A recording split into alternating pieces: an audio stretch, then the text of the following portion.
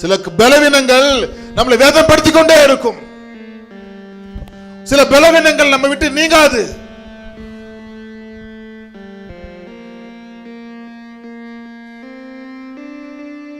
நம்மளை குத்தி கொண்டே இருக்கும், நம்மளை தள்ளிக்கொண்டே இருக்கும். இதுல விடுதலை ஆகிறதுக்கு பவுல் ஜெபம் பண்றாரு. 3 முறை ஜெபம் பண்றாரு. 3 என்பது பைபிள் அநேக இடத்துல இருக்கிறது.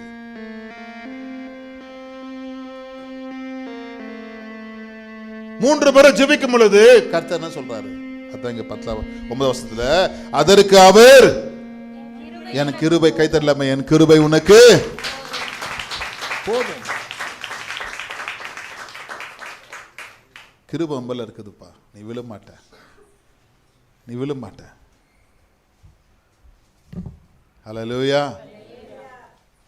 கிருபை இருக்கிறது. அது மட்டும் இல்லை, கீழே சொல்ற